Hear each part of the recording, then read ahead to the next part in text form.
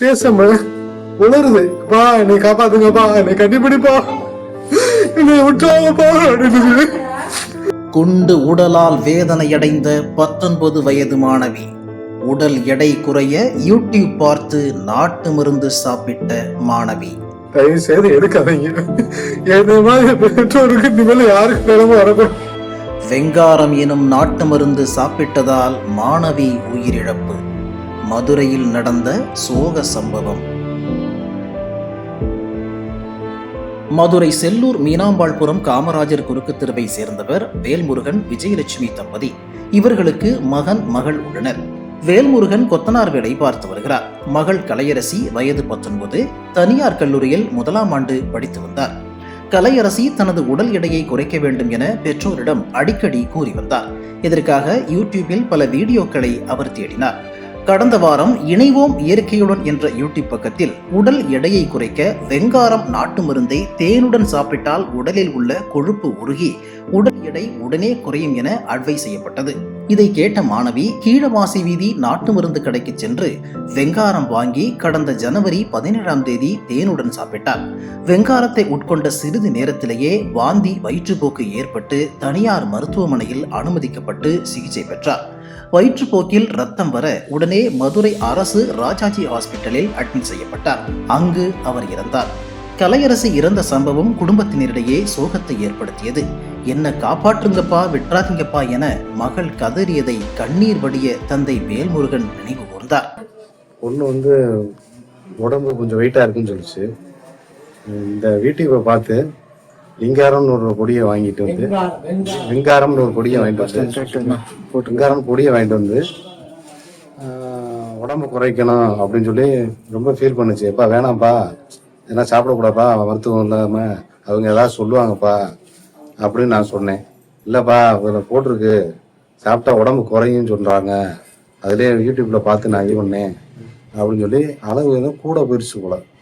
கூட போனோன்னே அது கொஞ்ச நேரத்திலேயே ஒரு 10 நிமிஷம், ஒரு அரை மணி நேரத்திலேயே வாந்தி வயிற்றால எல்லாம் போயிடுச்சு. சோர்வாயிடுச்சு. உடம்பே சோர்வாகி ஆஸ்பத்திரிக்கு கூட்டு போகிறோம். ஆஸ்பத்திரிக்கு கூட்டு போனால் அங்கே மருத்துவம் குளுக்கோஸ் சேர்த்துறாங்க. அதுலேயும் சரியாகாமல் திருப்பி வீட்டுக்கு வந்துட்டான். கொஞ்சம் ஓரளவு நார்மலாக இருந்துச்சு. நார்மலாக இருந்தோன்னே அப்புறம் ஒரு 12, 2 மணி 3 மணி போல் வீட்டுக்கு வந்துட்டான் குளுக்கோஸ் சேர்த்திட்டு. வந்த பின்னாடி கொஞ்ச நேரம் ஒரு 4 மணி வரையும் இதாக இருந்துச்சு. ஒரு 5, 6 மணி போல் திருப்பி வாந்தி வயிற்றால வந்துருச்சு. கண்ட்ரோல் பண்ண முடியல. அப்பா எனக்கு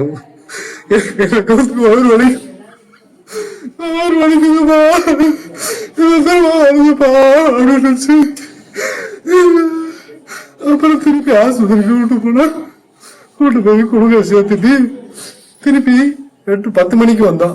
சரியாயிரு அப்படின்ட்டு திருப்பி வீட்டுக்கு வந்தா அதனால பேச முடியல. பேசாம உணருது, பா என்னை காப்பாத்துங்கப்பா, என்னை கட்டிப்பிடிப்பா, என்னை விட்டுவாங்கப்பா அப்படின்னு. என்னை விட்டாதீங்கப்பா, பா நீ வாப்பா அப்படின்னு. சரி அப்படின்னு சொல்லி என் நண்பனை போன் பண்ணிச்சு வர சொல்லி ஆட்டோல போறான். பார்த்தா உடம்பு அப்படியே வாந்தி எடுத்துக்கிட்டே இருக்கு. எப்பா அப்படின்னுது.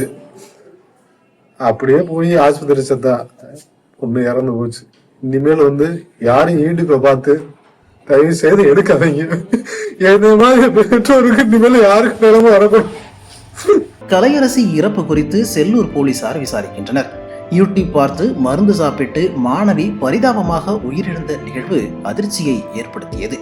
இதுபோன்று யூடியூப் பார்த்து மருந்துகள் சாப்பிட்டு உடல் எடையை குறைக்க முயல்வது உடலுக்கு ரொம்பவே டேஞ்சர் என டாக்டர்கள் எச்சரித்து வருகின்றனர்.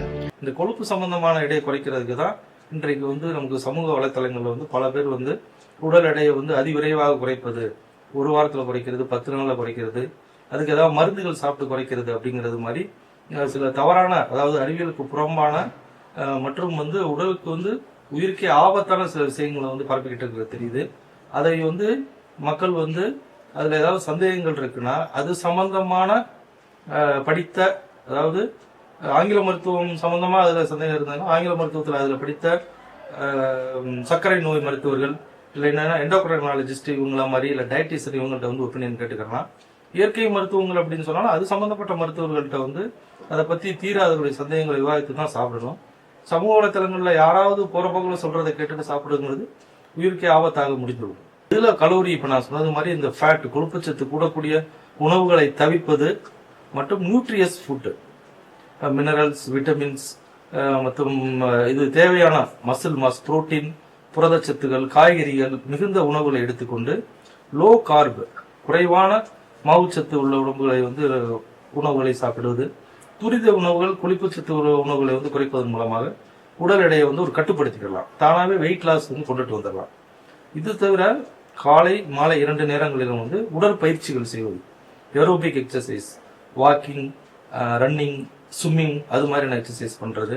ஈவினிங் டைம்ல ஏதாவது ஒரு கேம்ஸ் பிளஸ் ஜிம்ல இருக்கக்கூடிய, அதாவது அந்த பழுத்து மசில் ஸ்ட்ரென்தனிங் சொல்லுவாங்க இல்லையா, சதையை வலுப்படுத்தக்கூடிய எக்ஸசைஸ் இது பண்ணுவதன் மூலமாக உடல் எடையை படிப்படியாக தான் குறைக்க முடியும்.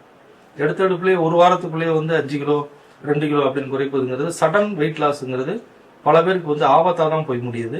அதுவும் ஒரு சீரான உணவு பழக்க வழக்கம், சீரான உடற்பயிற்சி மூலமாக குறைப்பது தான் எல்லா வகையிலையும் நன்மை தரும். உடல் எடையை குறைக்க நேரடியாக எந்த மருந்தும் கிடையாது என மதுரை மாவட்ட சித்த மருத்துவர் அன்னகாமு தெரிவித்தார். அவர் கூறுகையில், உடல் எடையை குறைக்க சம்பந்தப்பட்டவர் உடல்நிலையை பொறுத்தே சித்த மருந்துகளை நாங்கள் பரிந்துரைப்போம். வெங்காரம் என்பது போராக்ஸ், அதில் அதிகம் சோடியம் உள்ளது. இதனை அதிகம் உட்கொண்டால் சிறுநீரகத்தை நேரடியாக பாதிக்கும். சித்த மருத்துவர்கள் பரிந்துரைப்படி வாய்ப்புண், தோல் நோய், சளி, இருமல் போன்ற சிகிச்சைக்கு பயன்படுத்தப்படுகிறது என்றார்.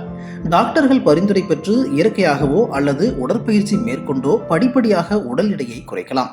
யூடியூப் பார்த்து மருந்து உட்கொள்வது உயிருக்கு கேடு விளைவிக்கும் என டாக்டர்கள் எச்சரிக்கை விடுத்தனர்.